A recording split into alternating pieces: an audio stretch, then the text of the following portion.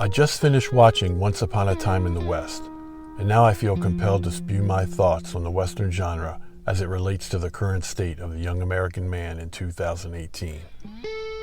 First, I must give some well-deserved props. It had been a few years since I had seen this wonderful badass flick, and now I'm reminded why it ranks in my top 10 of all time.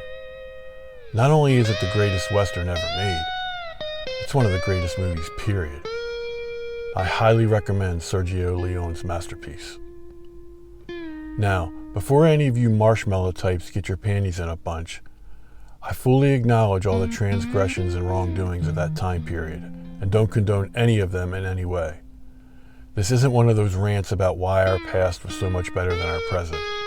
Well, actually it is a little, but only the things that really were better, like us men. And the American Western is a great representation to help us juxtapose the then and the now, and maybe reinstill some of the classic Old West virtues in our kids that seem to be totally disappearing. Visit a major college campus today and just randomly strike up a conversation with any male student and ask him about what virtues are the most important to him.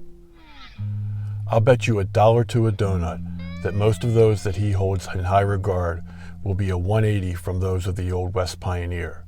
I'm betting that courage, tenacity, honor, respect, excellence, and integrity won't be the students' first picks. Why? Because those virtues are synonymous with rugged individualism.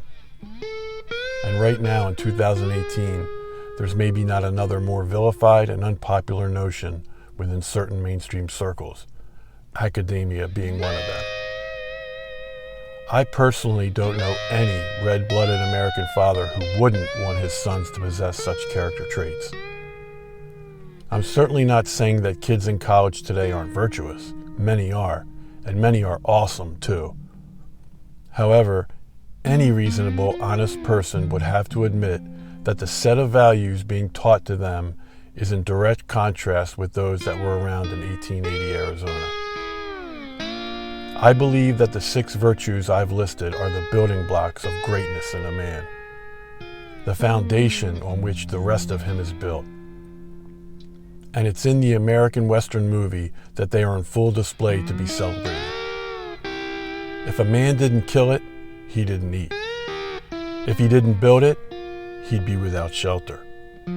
If he didn't defend it, he'd be overthrown. And of course, his female partner was even tougher than him, while still being feminine.